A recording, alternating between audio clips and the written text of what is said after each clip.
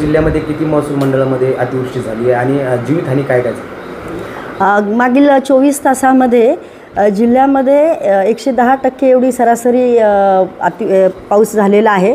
त्याच्यामध्ये 15 मंडळ अशी आहेत की ते आपल्याकडे अतिवृष्टी नोंदवलेली आहे।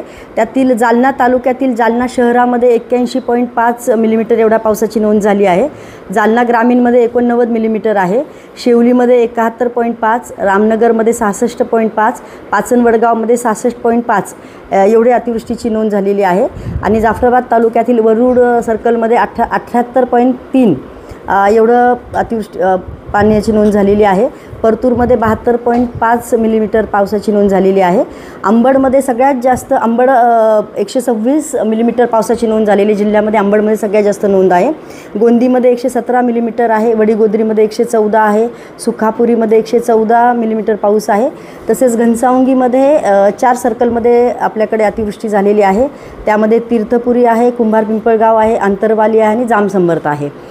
तसंच जीवितहानी आपल्याकडे जालना शहरामध्ये भिंत पडून एक महिला मयत झालेले आहेत। त्याच्यानंतर घनसावंगीमध्ये एक बाबू तुळशीराम चव्हाण हे वीज पडून जखमी झालेले आहेत।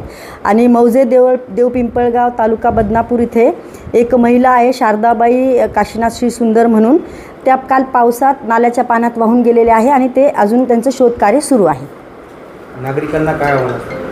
नागरिकांना आव्हान माझं एवढंच राहील की आवश्यकता असेल तेवढंच घराच्या बाहेर पडावं। आणि गोदाकाठची जो आमचा जिल्ह्यातला परिसर आहे त्याच्यामध्ये पण सध्या तुम्ही बघत आहात आज आणि उद्या आणि परवा दोन्ही दिवस म्हणजे 3 दिवस आज उद्या आणि परवा येलो अलर्ट जाहीर केलेला आहे। त्याच्यामुळे सर्वांनी ती काळजी घ्यावी, आमचं प्रशासनाला सहकार्य करावे। आमचे तलाठी मंडल अधिकारी प्रत्येक ठिकाणी मुख्यालय उपस्थित आहेत, त्यांच्याशी संपर्क साधावा। तालुका स्तरावर आणि आमच्या जिल्हा स्तरावरील जे नियंत्रण कक्ष आहे त्यांना आपण संपर्क करावा। कुठल्याही प्रकारचं धाडसी कृत्य करायला जाऊ नये। तुम्हाला जर काही माहिती मिळाली असेल तर आम्हाला संपर्क साधावा। आमच्याकडे काय म्हणतात कुशल काही लोक आहेत, ते त्यांना मदत करतील, त्यांना वाचवण्यासाठीचा प्रयत्न करतील। NDRFची जी एक आपल्याकडे प्रशिक्षणार्थी टीम आलेली आहे त्यांचा पण आपल्याला तातडीने उपयोग करून घेता येईल। त्याच्या व्यतिरिक्त आपल्याकडे अग्निशमन दल जे आहेत ते पण सगळ्यांना अलर्ट केलेलं आहे आपण।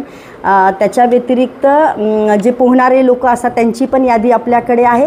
म्हणजे जे काही प्रायमरी तयारी पाहिजे आहे ती सर्व तयारी केलेली आहे आपण। तर नागरिकांना फक्त एवढंच मी सांगेल की त्यांनी आमच्याशी संपर्क करावं, प्रशासन त्यांच्यासाठी कायम तयार आहे। फक्त स्वतःहून काही काय म्हणता येईल त्याला स्टंट करण्याच्या भानगडीत जाऊ नये। कुणीतरी उगाच कुठेतरी काहीतरी काय म्हणता येईल धाडसी करायला लोकांना लक्ष वेधून घेण्यासाठी किंवा कुठेतरी अफवा पसरवू नये, जेणेकरून ज्या योग्य व्यक्ती आहेत त्यांच्यापर्यंत योग्य वेळेत आमची मदत त्यांना मिळू शकेल। थँक्यू।